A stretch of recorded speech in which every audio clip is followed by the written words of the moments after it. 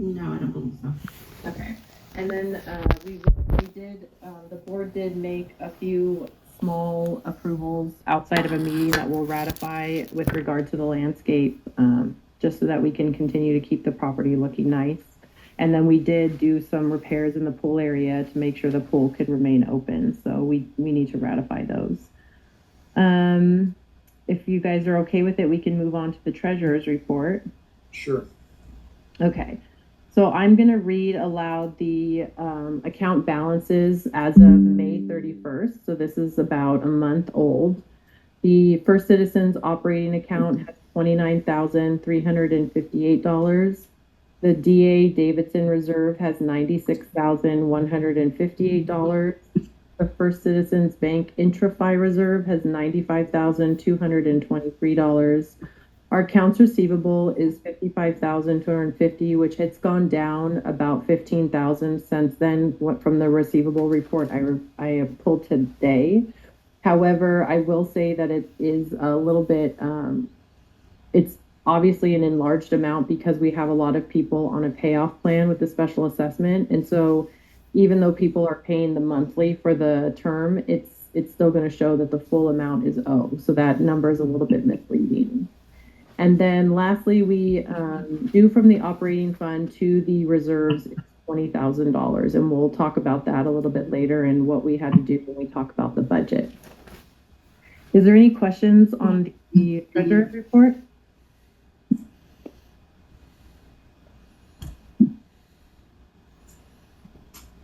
If there's no questions, I think we're okay to move on.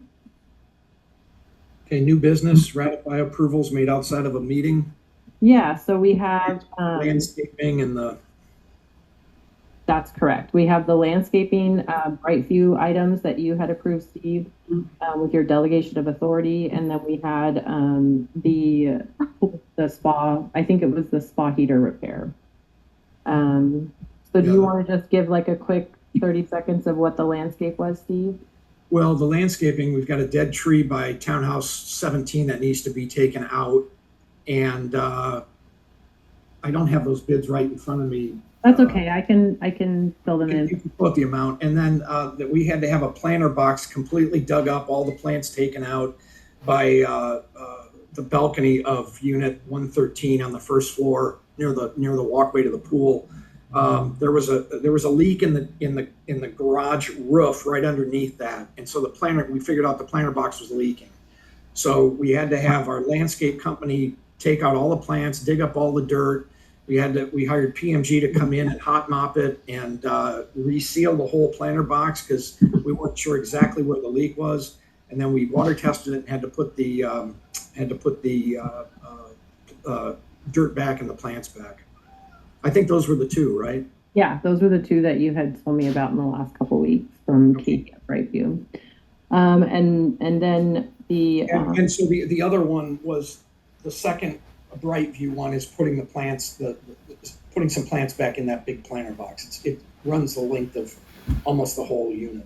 Yeah. And then there was just one more repair in the pool area that was, I believe, $300. Spa heater went out. By law, we either have to close off the spa or we have to fix it.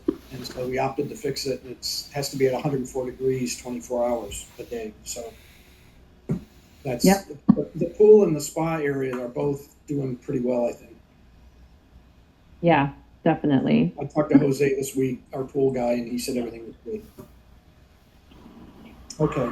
All right, great. So is there a motion to ratify those items of business that occurred outside of a meeting? Yes, motion. Okay, is there a second? Yeah. Great. Yeah, second. Yep. All those in favor? Aye. Aye. Aye. Okay. Guys.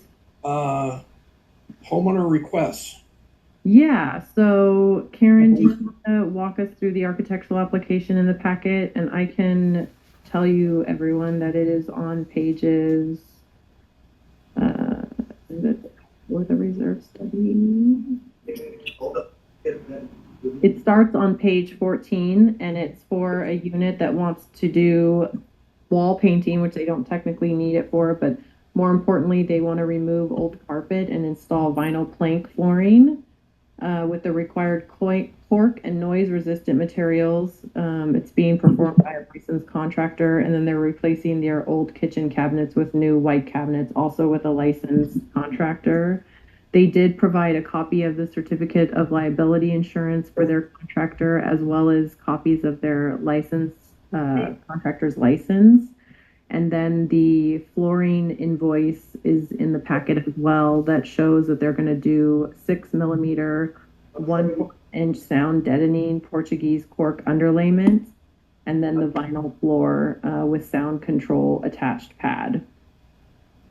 You know, as long as the contractor's licensed and insured and licensed, and they work regular normal hours like 8 to 5, 9 to 6.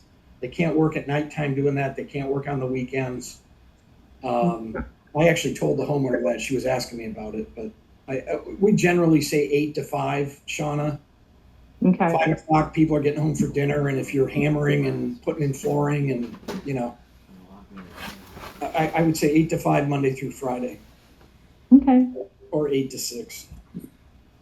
Is there anything else that the board wants to look at? The only thing I might suggest is that we confirm or make it conditional that the cabinetry in the kitchen is going to remain the same, I guess, footprint.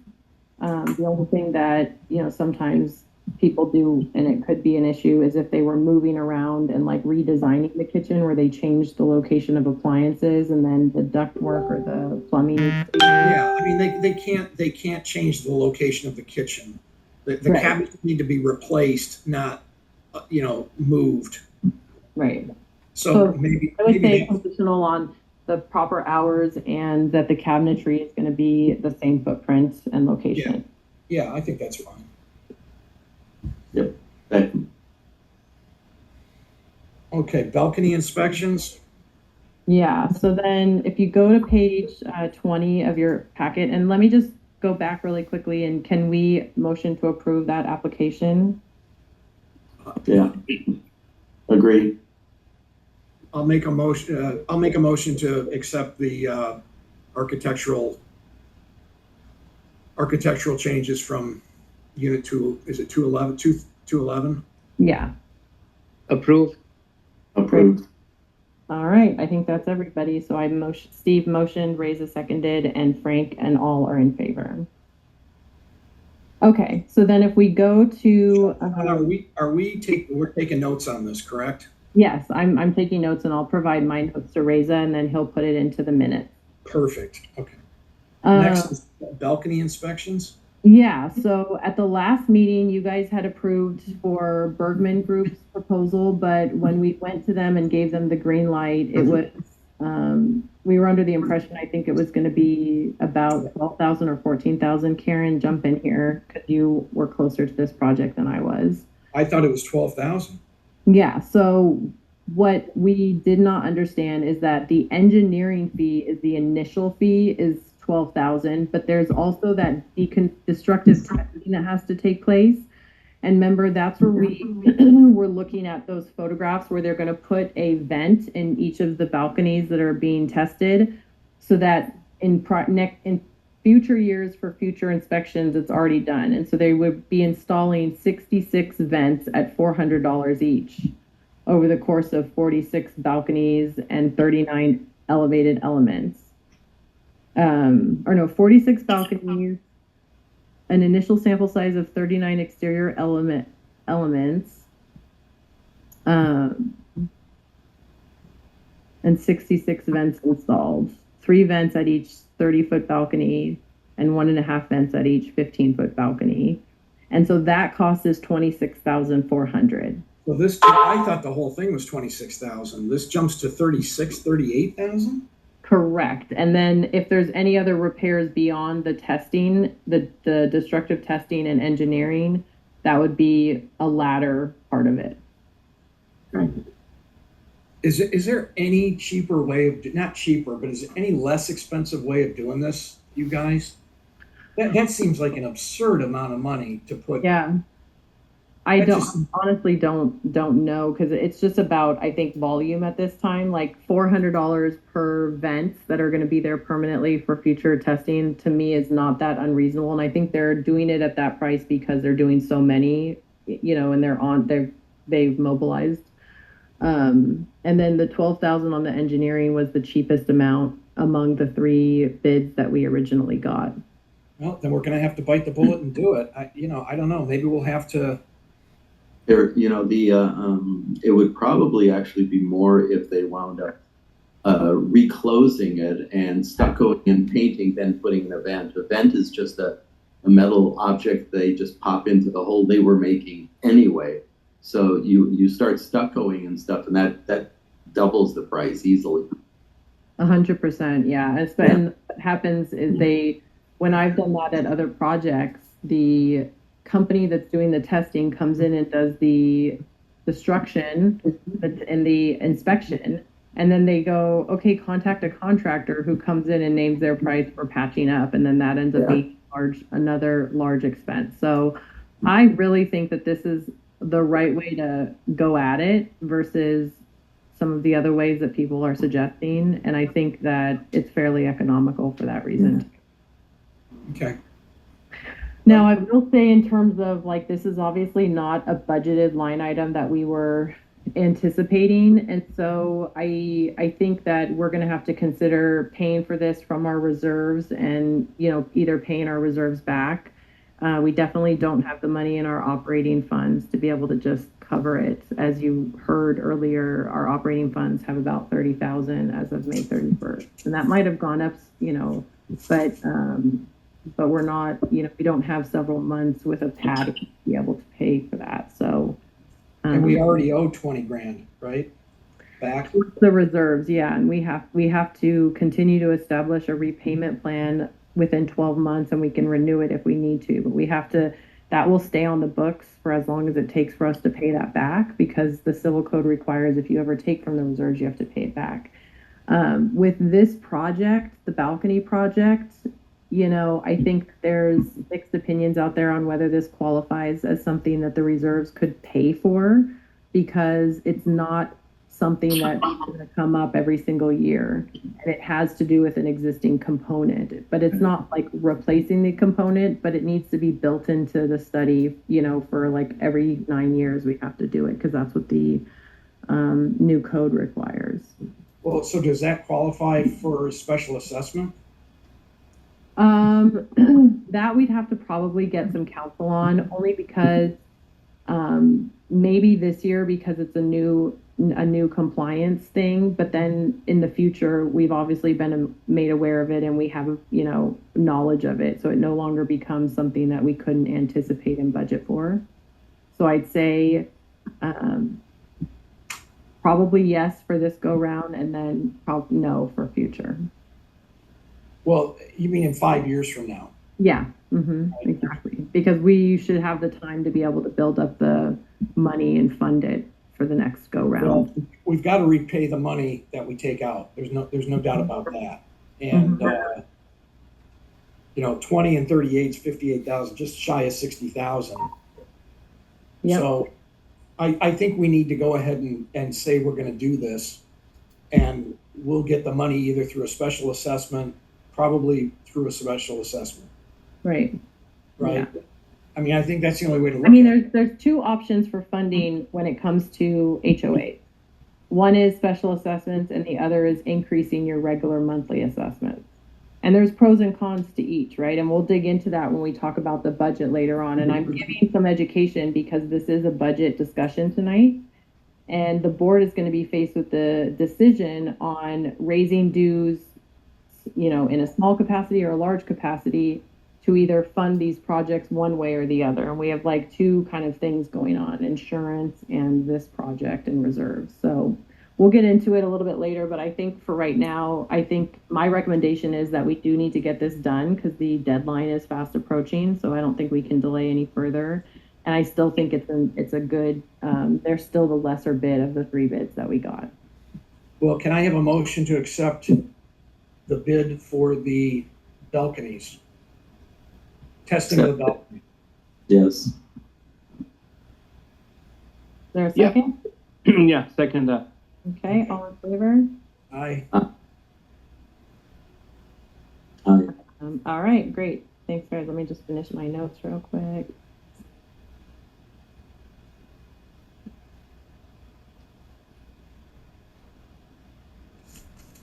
Oh, Donna, did you say this was is this every 9 years or every Yeah. 5?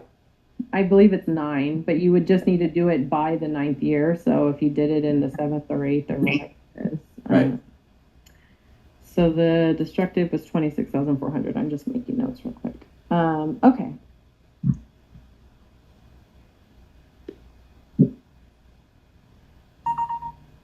Okay. So Next is the reserve study approval. Yeah. We already Yeah. got the reserve study, didn't we? we did. So you guys approved for them. There's 2 approvals. One was to select the company that puts the study together.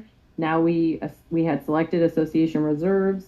They've prepared the draft study, and now we can look at it. I would probably ask the board to focus your attention on page 43 of the packet, which is the executive summary of the study. And I'm also happy to share my screen so the folks at home can see what we're looking at. But here's the draft study. What you'll see is the fully funded balance is 1.2 million is the goal. That would be for us to be 100% funded, and we don't have that. The projected starting balance when we ordered this study is supposed to be 406,000, which we also don't have because we just completed a lot of major projects, right? The roofing mainly. So what they're recommending, they're saying right now the association is 33% funded, and it's going to go to get to the goal over the years to 100% funded. They're recommending that we increase our monthly contribution that's in our budget to $13,950, but which doesn't sound that bad because we're already giving $13,082 a month. But what their recommendation is to do a special assessment of 33,000, just shy of 34,000 per unit, which is obviously a very large number, and I don't think the board is going to want to do that. But keep in mind, this would be in a perfect world to be able to get us to the perfect scenario of into that green area that you'll see on the screen. Because right now, Well, Shauna, wait, I just want to interrupt. That was a one-time special assessment of almost 34,000 for the complex, not per unit. no, it'd be per unit. Per unit? And Yeah, now that's keep in mind that I mean, do you know how much money that is? That's to 100% funded. correct. And so that they took math where they took 1.2. Wait a minute. That's I don't think that's correct, because $34,000 times 93 units is $3.162 million. That makes no sense. What they're talking about is a one-time assessment for the complex of $33,998. It's not $34,000 per unit. It can't be. You might be right, only because that's under 5%, so it wouldn't require a vote. No, Yeah. I agree with Steve. 34,000 times 92 is like a couple of $1 million. There's no way they can say that. It doesn't even make sense. If we're trying to get to 1.2 million, 3.162 million is 2 million over that. So let me see. Let me do the math. And Shauna, I've seen this before, and it's always based on that's the lump sum special assessment. So hold on one second. You can check with them, but I can almost guarantee that the $33,998 special assessment. To get to fully funded balance, it would be $8,600 per unit. Why aren't they stating that in there then? Where's $8,600 in here? Well, that's me taking 1.2 million, deducting 400,000, and dividing it by 93. No, I get that, but why didn't they spell that out in here? I don't know. I'm gonna have to ask them. Okay. Because that's typically what they do. That's why I'm saying that. The 34,000 would bump us up, but it wouldn't give us anything substantial. It would bring us, instead of being at 400,000, we'd be 434,000, and we'd be 32%. Like it wouldn't make. Let's clarify that. Okay. Because I've never, So the next, okay, so we'll clarify that, but the next thing we need to look at is the decking.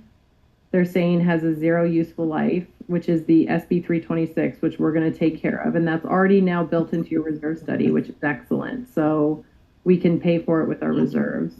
They're saying that the townhome boilers need replacement next year. We took care of the flat roof. Well, they're saying the townhome roof, which we haven't done yet. And we can. But ADCO said we've got a couple of years Right. left on that roof. So we can go back to the analysts and say, hey, we want to put 2 more years or 3 more years because we've had ADCO look at it and they've given their professional opinion. It's not just our layman's opinion. Yeah. Gutters and downspouts and signage, they're saying will come due in the next year.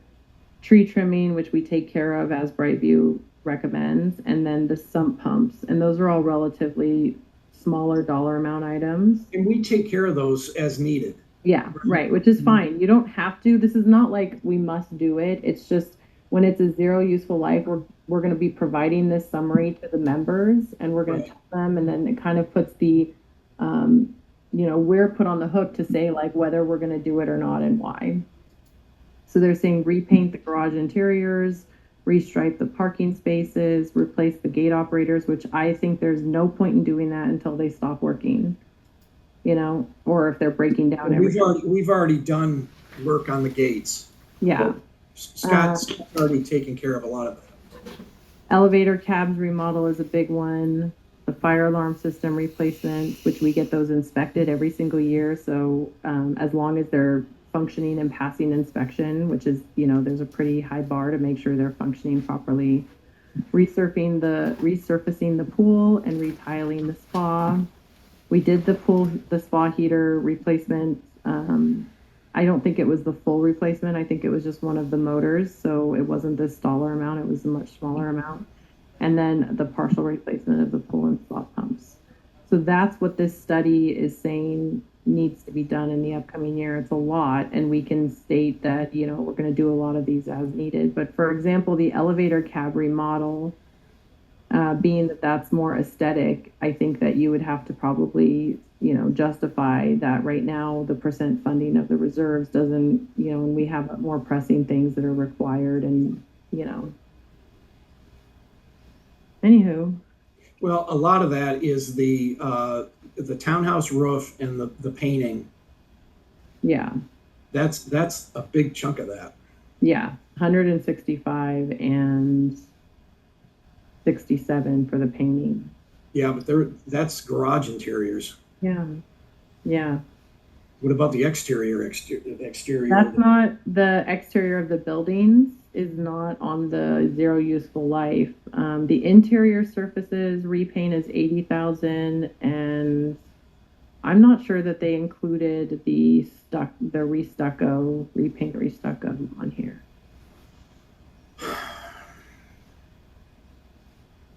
Oh, building exterior repaint, they put it at 127, which is just not an accurate number, and that you have 7 years left. It's a low number. That's way low. That's like half. Mm-hmm. The last bid we got on the exterior of the building and the garages was, I think, 260,000. Yeah. So, and maybe that's close if you add the garages in there, the 127 and the. Were the garages included in the 260? Yes. Yeah. Oh, okay. Then yeah, maybe. So, but that's over $250,000. Yeah. Yeah. Okay.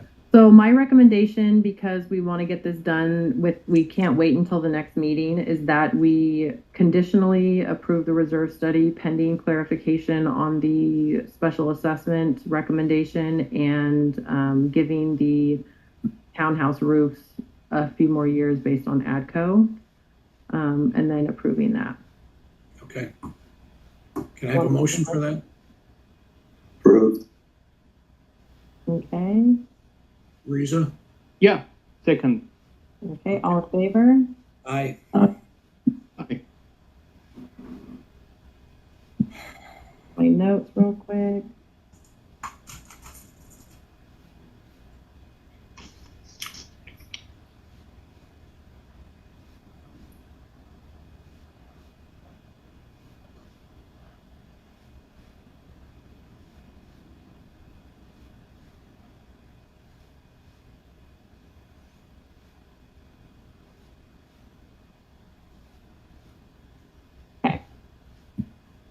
All right.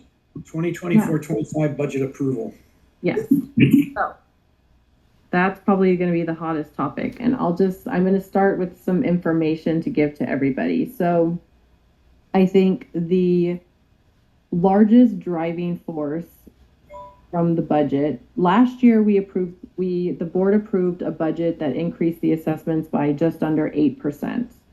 And to be honest, that was being, we could have done a larger increase, like the increased cost definitely could have supported or warranted that. However, because we were doing the roofs and there were special assessments, the board didn't feel comfortable with doing anything more than that. This year, I know the board obviously feels similarly because we had another special assessment, but the biggest issue we have is the insurance premium. And I don't know if anyone here is following what's going on in the insurance world of HOAs, but State Farm and Farmers have left the market in HOAs in California. They will not, I think there's a select few clients that they're keeping, but for the most part, they're just not there. And what that leaves is a bunch of insurance carriers that can name their price, and they're trying to recoup their money from many wildfire claims and various other things. And so the insurance premiums have skyrocketed. And, to put that into an even bigger context, last year, our premium for our general liability was $55,000 for the year. When you added the umbrella and workers' comp and Fidelity, I think it was under 65,000. This year, our premium that we approved in December was $173,000. So it went up by more than $100,000 that we had budgeted. And we had to come up with $100,000 that isn't accounted for or budgeted, which is why our reserves have depleted. So we have two issues. One is that premium is going to come due again in December. And we're going to try our hardest to find and I will also say our insurance broker went out to every insurance carrier on the market, and many declined and then some bid. And when they provided bids, they got us the lowest bids. What happens is your broker can go to all these different insurance carriers, and then they all decide whether they want to provide a bid and what their price is. And then they present us with the best scenario. And so we'll of course try to do a bunch of things to reduce that premium so it's not $170,000 next year. That was the best we could do in the market we had last year. And I will say on the HOA side that there's a lot of advocacy and lobbying to try and create some legislation that caps these insurance carriers from naming their price, because you're not the only HOA in this position. There are other HOAs that are in the same, if not worse, positions with even larger premium increases that literally nobody can pay. So with that being said, the board can approve to increase assessments up to 20% per year without a vote of the members. And this board, I know, doesn't want to do that. I'm not suggesting that. I'm just letting you know what they could do. That wouldn't even cover this insurance premium, to be honest with you guys, even if we did that. So board, your options are this, talking about the budget. There are other smaller increases, labor has gone up and there's been a few other increases, but the major driving force is obviously the insurance premium. And we also want to try and continue to raise to fund our reserves, because we've depleted them from this insurance premium we paid last year. We're basically out another $100,000 because of it. So there's two suggestions. I think path A would be that we do a 20% increase and then continue to try and find ways to fund the remaining amounts of the insurance premium. Or path B would be that we would do, a lesser increase, like maybe 5% or something of that nature, to kind of cover some of the increased expenses that are not the insurance line item. And then we work with our broker and we try to get that down, but ultimately we'll likely have to special assess to figure out what that insurance is, but we'll cross that bridge when we get there towards the end of the year. The premium is up in December. So those are kind of the two options, and I'll let you guys discuss. My feeling, just to start off, is I would like to try to keep the monthly dues as reasonable, not even reasonable, what's the word? Everything's going up, so we have to increase the dues just to cover inflation and goods and services from all of our vendors. I mean, everybody's charging more for everything. So I'm all for doing a modest monthly increase for the next coming fiscal year, and then probably having to go out and do a decent size assessment or a regular assessment for the to cover the insurance, and possibly maybe paying back some of the reserve money that we owe. I have a question. You said we had to take 100,000 out to pay this insurance from the reserves. Don't we have to pay that back too? Yeah, I mean, we definitely need to start recovering it back, and we did deplete our operating account too. So right now we owe our reserves 20,000. So that's what's on the due from on that. Yeah. Okay. Yeah, we're on a payment plan. So just so everyone knows, we also elected to be on a insurance premium payment plan. So we didn't even like fork out the whole 170. You had to make a sizable down payment. You had to pay, I think it equated to, pretty close to 40 or 50% of the premium, and then you pay the rest of it over the course of the year. Got it. Yeah, it's need to be done. I agree with Steve. We do as little as possible, but enough to keep everything funded and pay for the excess that's coming. Yeah, I agree with the maybe monthly due increases of 5 or less than 5%, and then do a special assessment, but definitely not more than that. Well, here's the deal, guys. I don't think we can do less than 5%. I mean, we're not keeping up by just doing the bare minimum. We're gonna start digging a deeper hole unless everybody. And again, this is 93 units. I mean, everybody has.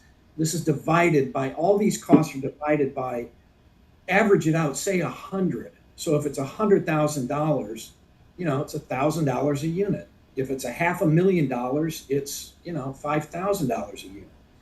That's how I think of it in just simple money terms, dollar amount terms. So, we had a really modest assessment last year with some pretty big increases on everything, and it was less than 8%. I would say this year is somewhere between 5 and 10%, but no less than 5. I mean, I can't see anybody justifying a 2, 3, 4% increase in the dues. I mean, it's not gonna do anything for us. Yeah, I mean, 5% should be okay, but we're already paying like $650 a month. So I don't want to just go ahead and face a situation where we have to eventually pay $1,000 per month just for HOA fees per month. That is just, that's what I'm thinking. So special assessment, let's see, 1,000 per unit. I think that should be fine. I mean, it's not gonna be a big problem, but monthly increases. I'm just giving you an example. Sure. $1,000 isn't written in stone about anything. I'm just saying, if we need to go out for a special assessment and the assessment's $1,000 or $100,000, it's roughly around $1,000 a unit, and you can extrapolate that out very easily the higher you go. But my point is. I wouldn't want to be in a situation where we're not fiscally responsible and trying to stay right on top of this, not even get ahead of it because we can, but to stay enough on top of it as a board to be fiscally and financially, sound, so that, another board doesn't come in here and say everybody owes a huge assessment, which they're doing in a lot of associations right now. Yeah. And Shauna, this. I mean, I just read an article on these condos in Florida, $30,000, $40,000 assessments, $80,000 assessments. I mean, it's crazy. So I think we're in relatively okay shape. We're not in dire straits, and it's not panic mode. But I think we really have to be, at least make the decision to have everybody start pitching in and try to at least get up on this, you know, try to at least get up on the curve a little bit. Because we are behind, obviously. Yeah, and I would just say this, the only thing I'm going to throw kind of a little wrench in thinking about is, let's say that the insurance premium comes in the same, or we get a little bit less, let's say, and we haven't funded that line item more so than we should have, which is we've already kind of depleted and like dipped our toe into helping pay for it via the reserves. And if we keep doing that year over year, and then we try and like after the fact fund it with a special assessment. So let's say we don't know until December 1st that the premium is going to be 150,000, and then we decide to special assess, we're not going to be able to get that money in to pay for the premium until like January, February, and we typically allow people 6 months to pay it off. And so we need to, the reason I'm kind of siding with Steve in that I think 5% is the bare minimum, and maybe it's a few more percent, is because we do need to start like preparing for that and having a little bit of a cushion so that we can front the money for our members, even though we're assessing it and recouping it back. Because as our accounts receivable, we've fronted the money for the roof project too. And we're getting it back over, a period of time. And some people can't afford it or whatever, and they don't pay it for one reason or other, and then we have to go into collection. So there's a lot of things to think about, because we just don't want to get in a situation where we just don't have the money at all. And we have to remember that part of the monthly is obviously funding the reserves. So I think it's like 260 or somewhere around there average. Yeah. To fund the reserve. So it's a savings account if anyone wants to look at it. It's certainly not for our operating budget. And we're not the federal government. We can't print money and run a deficit all through, the next 20 years.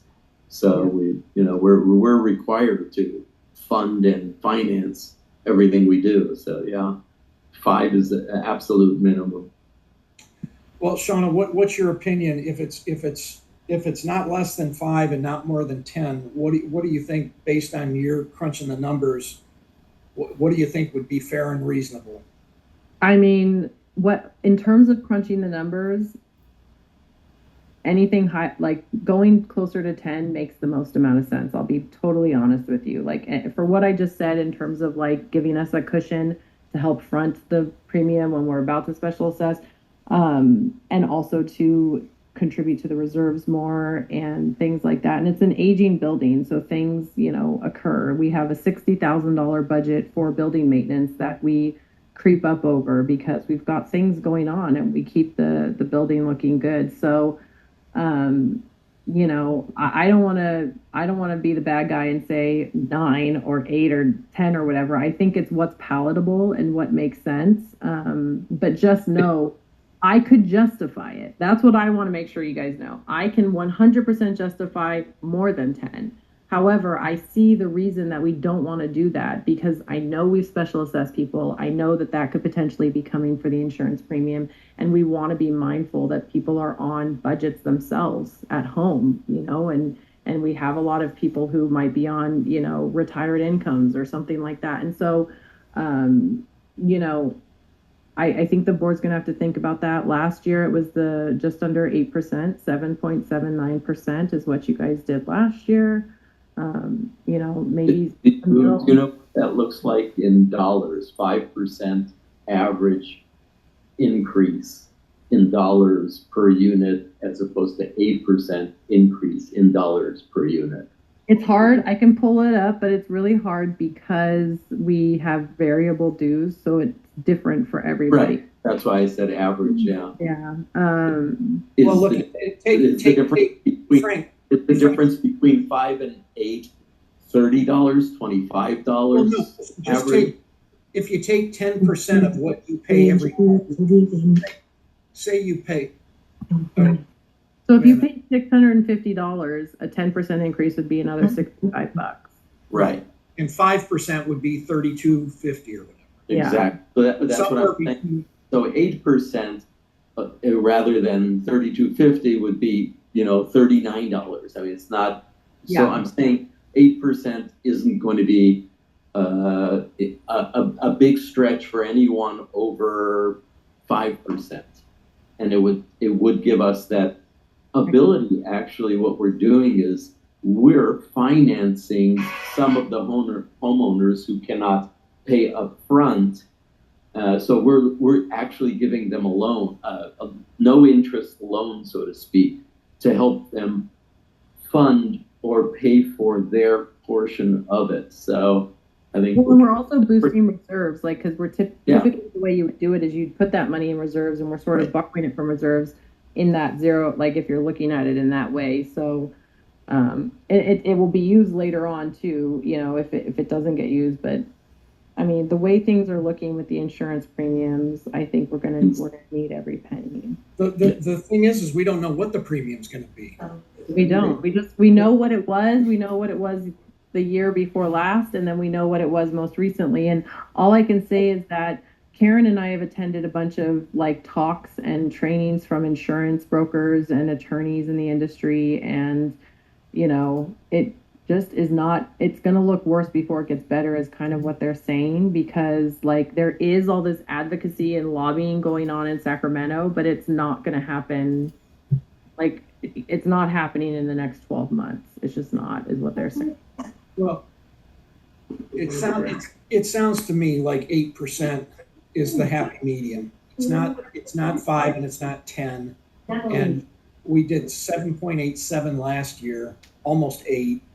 And nothing's cheaper this year. If anything, everything's more expensive this year. So I can't imagine boosting everybody's dues less than what we did last year, given what we've been talking about. It doesn't make any sense to me. I mean, unless somebody can really convince me that, 6% or 7% is the way to go. I think it's 8%. And we can make a pretty strong case for people that, hey, 8% isn't even close to 20% or 15%, and it's less than 10. Yeah. Now, if you think about it, 8 is way closer to 5 than it is 15 to 20, which a lot of boards would be doing. They'd be saying, hey, we got to suck it up and everybody's got to pay. Yeah. And I think we're trying to give people, I think we're trying to be easy on people and realize what people's situations are. But I got to tell you, it's going to come down to funding this place to keeping it going and not running it into the ground. And it doesn't take very much to run these places into the ground. It happened one time here, and I vowed to never, on my watch, do that again. To see that happen again if I lived here. Yeah. Right. So just like anything, you can. It takes a long time to build something up. It takes half a second to burn it down. And I really think 8% seems to be, in my opinion, that seems to be a pretty fair number. Frank, Riza, you guys want to vote on that or comment on that further? Or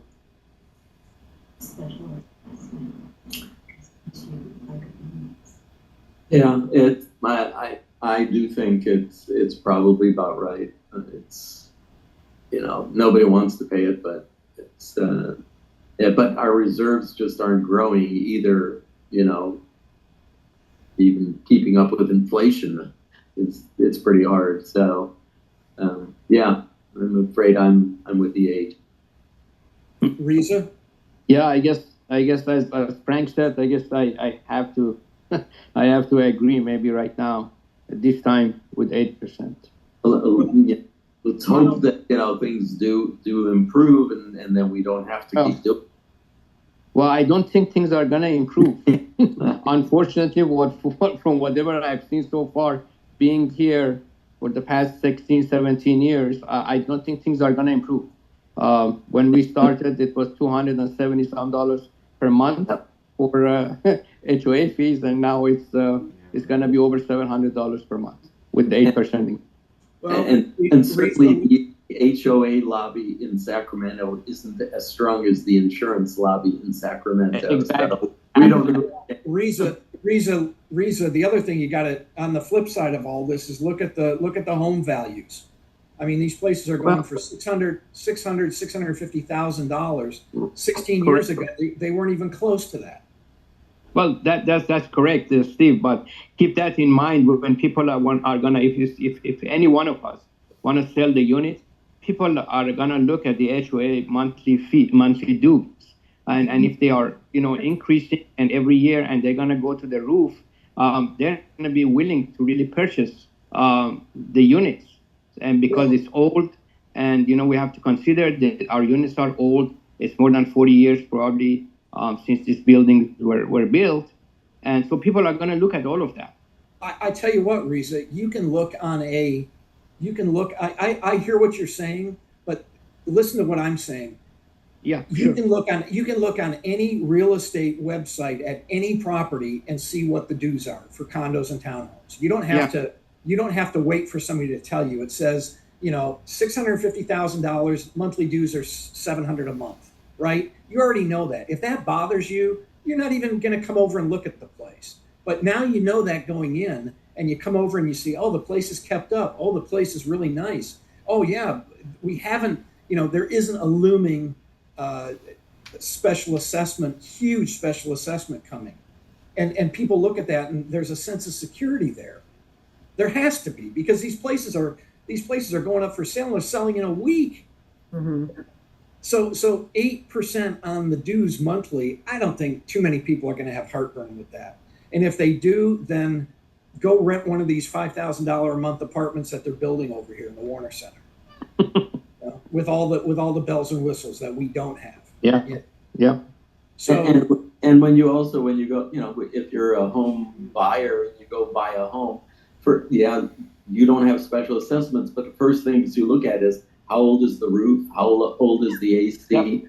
That's what's the quote on earthquake insurance for a single family house? Do you know those are going up 240, 260%?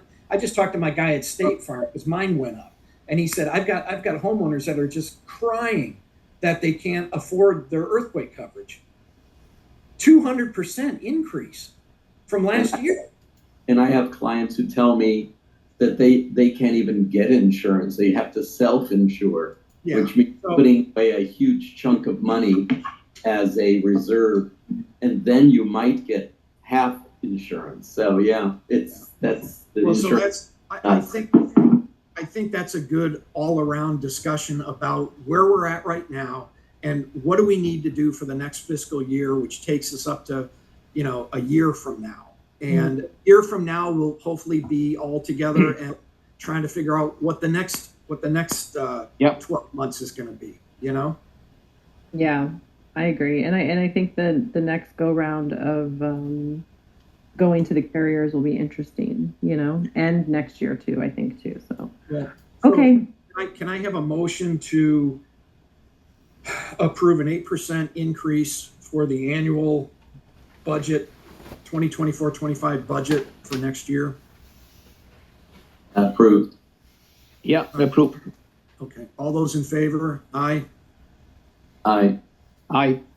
And Shauna, what we want to do is we want to have, like we structured it last year, a letter from you guys, from the management company, explaining this in vivid, not overly complex detail about why there's an 8% increase and a potential for another assessment, or maybe just keep that separately, depending on what happens in December. We're 6 months, 8 months away from that. 6 months. Okay. Right? We just want to explain it to people. So I think it's worth telling the folks about the insurance premium increase and the cost of that. We did not budget for it, and so that's going to be something that more information to come. I don't want to scare people, and I'm not trying to scare anyone here. It's just a nasty reality right now, though, and so I don't want anyone to feel blindsided either. So there's like a huge don't want to scare anyone, but I also don't want anyone to feel like, why didn't you tell me, and blindside anybody. It's just is the reality, and we're living it. It's probably going to go in history books someday, and we'll figure it out, as it comes. Okay. And the more information we can give everybody, the more understandable and transparent. That's what we have to be. That's important that we be a transparent board, that everybody sees what we're doing, why we're doing it, and we're in the same boat as everybody else, trying to find that money. you know, Yeah. so. Absolutely. Okay. Totally All right, agree. Shauna, anything else, Shauna? We've got open forum for homeowners. Yeah, I think that's it. Karen, is there anything else on your list that we needed to take care of in the general session? No, not that I can think of. Okay. All right, great. So let's open it up for open forum. Those that want to speak, I see Ellen's got her finger up, so we'll do her first, and then others, if you want to just either throw in the chat or. You got me. Hi, Ellen. Hi. I know everything here is very short term, just this year, next year. I just wanted to bring forth the thought that at some point, I think the garages will have to be retrofit for electric cars. And, you know, nothing that has to be done immediately, but keep it on the backs of your minds that we're all going to be driving electric cars within the next, whatever, 5-10 years. That was the only thing I really wanted to bring up. Yeah, thank you for that. And we have explored putting like a, you know, maybe a bay of EV chargers in the garage. Right now, you know, it's a little bit more difficult, but I agree with you, you know, down the line, decades down the line, I think it's going to have to be every stall. And keep in mind that the owners are allowed to install their own EV chargers. However, there's a caveat in the law. So the board can't just outright restrict it, but they can require you to submit an architectural application. You have to cover the entire cost of it. You have to use a licensed electrician. You have to show how you're able to pay for the electricity. You know, it's not something that the association absorbs, and then you have to, you know, there's a lot of legalese with it, but we can't just outright deny it. So anyone who does have an EV car and wants to explore that, it's not easy, but it's something that, you know, there's a process. Okay, anything else, Ellen? Okay, who's next? I saw Sandy just make a thumbs up. No, that was all. That was the only thing I wanted to bring up before I think about buying an electric car. Yeah. Okay. And you can get a, you know, a bid for all that to find out how much it would cost. Have an electrician who's certified that have, you know, a license to do that kind of installation. They can give you a bid on how much that would cost, and then we as a board have nothing against it. Do we have very many people with electric cars? No, I don't think we have any. If they are, I don't know of any person that drives an electric car into the garage. You know, one of the problems is space for bays. We don't have any open parking spaces right now, and we're really limited in this building on guest parking spaces, which everybody's complaining about. It seems like everybody wants a guest parking space, and so the problem, the townhouse area, they have way more open spaces to put in like 2 bays. If we were going to put in 2 bays, we almost have to take out 2 guest parking spaces, and I'm not sure we're at that juncture right now. And like Shauna said, it might not be a bay because of the space problem. It might be every unit for themselves in their existing parking spaces. But And there's also a public charger right outside our building by the east side there that people use all the time. Well, I don't know if it's people from this building, but people. No, but it's. There's always a car plugged in there. Yeah. And there's 2 charging stations over at the restaurants over on Canoga on the you know, where the stand is over there, the Mexican place. Yeah. So anyway, okay, who's next? Thanks, Ellen. Thank you. Anybody? Shauna? No. No. Oh, Can I go next? Oh, Sandy, go ahead. I'm sorry, I don't know how to raise my hand. Hi, everyone. I'm kind of new to the HOA, so this is actually my second meeting.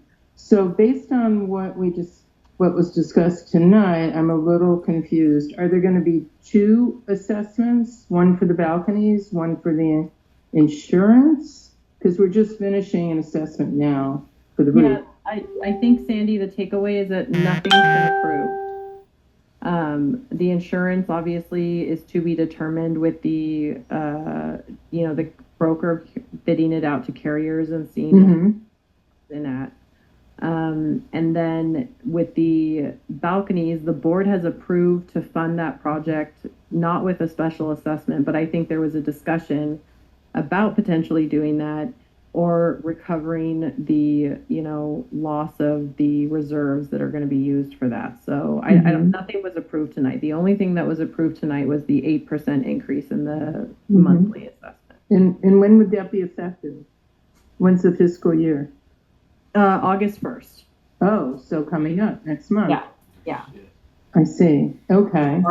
Our fiscal year is August 1st to July 31st. Okay.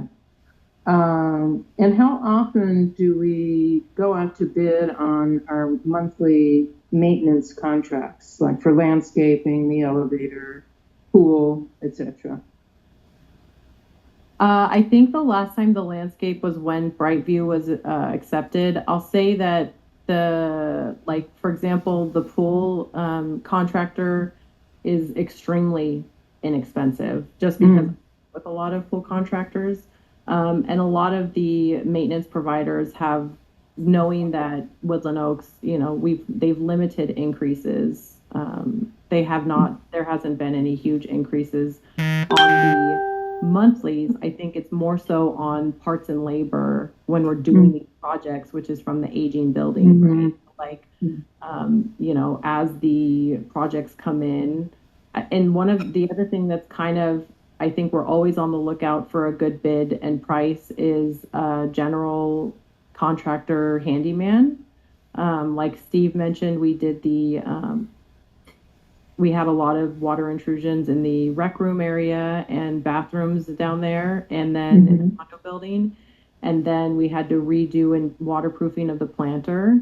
And so looking for contractors that, we've been using P&G, but we've gone to other contractors for pricing, like when we did the elevator lobby areas in the garages. We tried to find the lowest bid there, and just things are so expensive when we do those projects.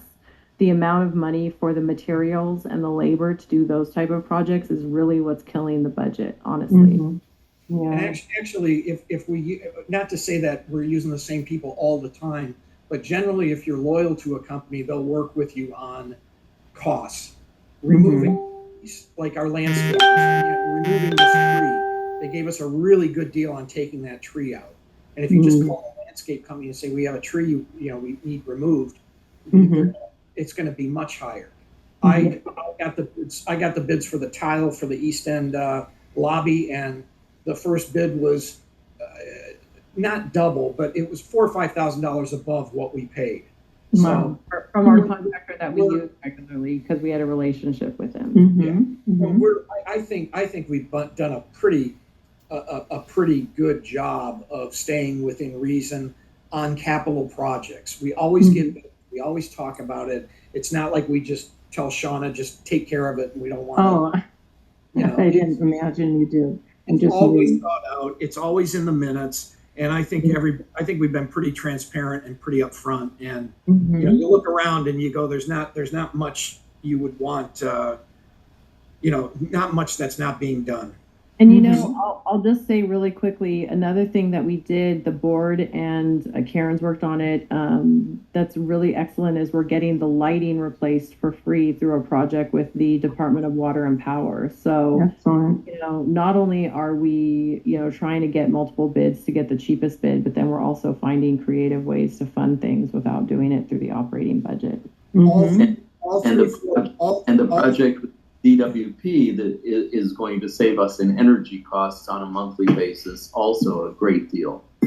Yeah. Wonderful. Thank you for doing all that.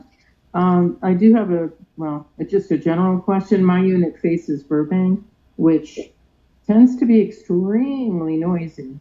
Extremely, Okay. And also, people race, obviously, and go through the signal here at Owens Mouth and Burbank. I personally talked with the councilman's office, Rosenfield. They put my name on a list for speed bumps or humps. They said they don't know what they can do, but they said, well, you know, if other people on the property want to do that as well, maybe it's, you know, numbers, maybe if they get enough complaints, maybe. But yeah, I mean, I see people go through the light all the time. It's dangerous, really. I'm worried about children and animals and humans, you know, adults. Okay, that's not a Woodland Oaks problem. That's a general problem that's happening in every city, town, and everywhere. I mean, I talk to people all over the country, and I hear people are blowing through red lights left and right, and the racing and the motorcycles and the noise. It's just gotten worse, you know. Mm-hmm. So I think, you know, we tried to get the city to paint. We tried to get the city to paint a red zone out here in front of our building so nobody would park there, and they'd sweep it every week, and we couldn't get anywhere with it. They didn't want to hear about it. It was like it's like an act of Congress to get a tow zone, you know, put out here. So I don't know what we're going to do about the speeders and the crazy people, but it will take unfortunately a fatal injury before they will do anything. Okay, all I've right. seen them before. Sandy, we got to go on to the next meeting. So I appreciate your comments, and is there anybody else? Yeah, so we have Yes, please. I'm waiting. Okay. I'm sorry, who was that? My name is Nasim. Okay, I was going to say Nasim and then Leah. We'll go to you after Nasim. Okay. Oh, sorry. Okay, guys. Hi, everyone. First of all, thank you for all your hard work. I'm owner of Unit 20, and my sister has number 22 next together for the last 4 or 5 years. The problem is it's very specific. The number 18. I'm renting my place for the last couple of years, and both of the tenants leave the place before end of the contract because of the neighbor number 18. And I was trying to reach you, Shana, and other people in HOA to see what should I do.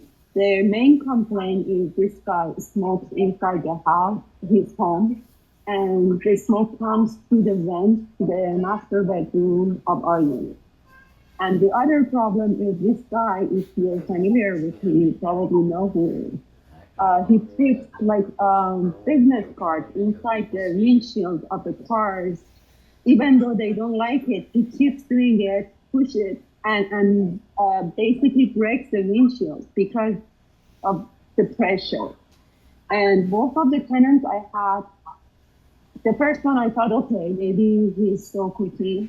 But when it happened the second time, after 6 months, the new tenant said, I'm leaving before the contract. I was okay. That's not their fault. It's something is going on. I used to live there myself. My sister used to live there herself back then in 2021. But I know the guy. He's kind of not normal to me, but he wasn't bothering us at that time. Now, Nasim, what can I do about it? Can I suggest that we take that conversation offline just because we're in front of everyone, and I can make an appointment to call you in the morning, and you know what, let me... I thought maybe other people had this problem because my tenants said everybody's complaining about it. Are you able to see the chat? Are you on a computer? Yeah, I'm on the phone. Okay, hi, let me send you a quick chat with my contact info. If you can just wait and take a look for it. And we'll go on to the next person, and you can respond to me, and we'll connect tomorrow. So if that is okay. I don't mean to cut you off, but I just want to make sure that we can take that offline. Does that work? I can't hear you if you are.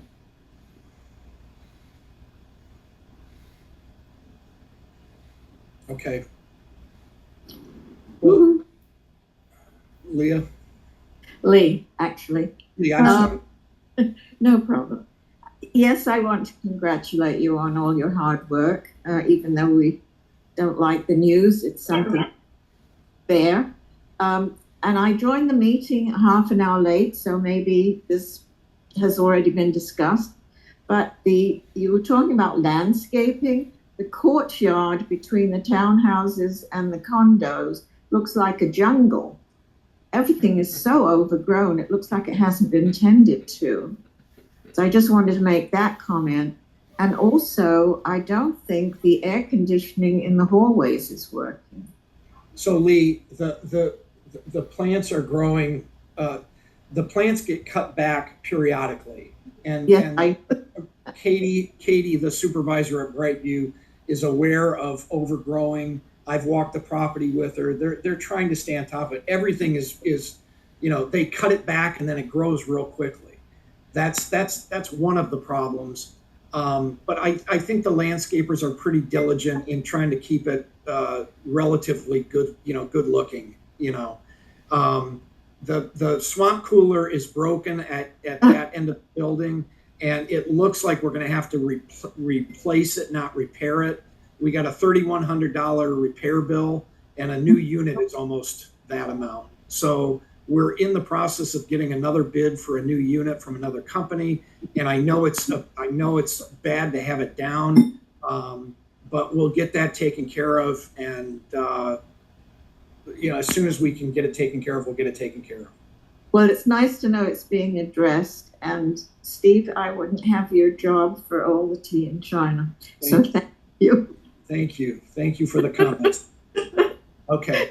Thanks, Lee. I appreciate it. Anybody else? Okay. I will call. Is that it, Shauna, for the? Yeah, that's it. Yeah. HOA. I'll call the meeting adjourned at 7:48, and we'll move to executive session. Great. Thank you, everybody. Thank you. Bye. Thanks, guys. Do you want salad, Frank? Sure. All right, everybody who's not a board member, you can disconnect now.